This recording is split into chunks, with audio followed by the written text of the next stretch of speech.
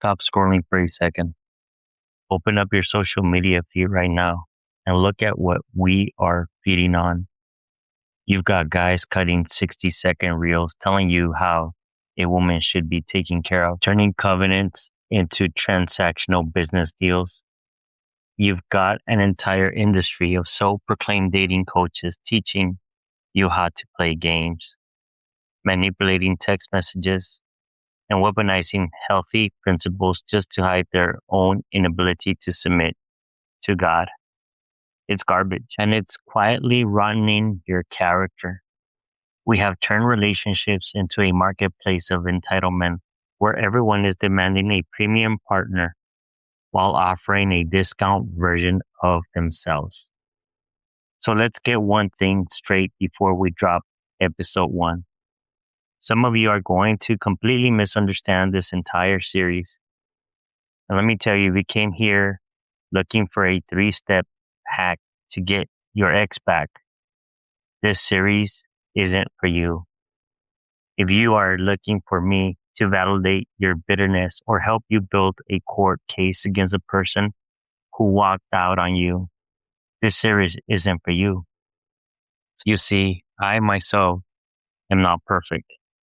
And I've struggled in different areas of my life when it comes to relationships. I am not a relationship guru. I myself have hurt people in the past and have done things that I truly regret because I care about those people. I'm not your dating coach, and I refuse to become another voice feeding a victim mentality while calling it healing. I wrestled with whether to even touch this topic, not because relationships aren't broken, but because I refuse to join the circus of people telling you how to date. Beneath every broken relationship is a deeper truth most people never confront. And to be honest with you, a lot of us do not want to be honest about it. Relationships don't create character, they expose it. I have lived long enough to know that relationships rarely fall apart in a single conversation. They usually unravel one compromise, one disappointment, and one silence at a time. They don't make you selfish. They reveal the selfishness that was already there. They don't make you bitter. They uncover the bitterness you have been carrying. They don't make you controlling. They expose the fear that's been driving your need for control. They don't make you insecure. They reveal the places where your identity has never been settled. Every relationship eventually reveals what has been happening beneath the surface all along. Every relationship eventually moves toward one of the two temperatures, fire or ice. One still leans in, the other quietly walks away long before the relationship ever ends. One is willing to confront the truth. The other learns to live with the lie. Left unconfronted, character slowly lowers the temperature of every relationship it touches. That's why this series isn't about dating.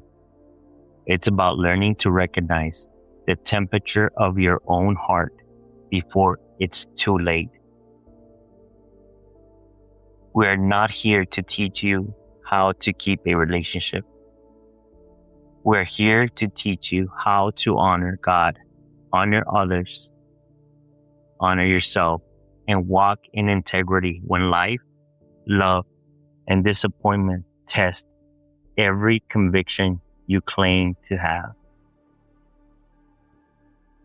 Because the uncomfortable truth that none of those 60-second relationship reels will ever tell you is this. Sometimes the cure isn't getting the relationship back. It's becoming the person God was trying to build all along, the person that He intended you to be. So here is the contract before next week. I'm not asking you to subscribe. I'm not asking you to share this. I'm asking you to walk into a quiet room, shut off the noise, look at your own reflection, and answer one question with complete honesty. What relationship in your life are you secretly hoping changes while refusing to confront what God is trying to change in you? Stop looking out the window at what they did. Turn the mirror around, because every healthy relationship begins long before you meet another person. It begins with the person staring back at you in the mirror.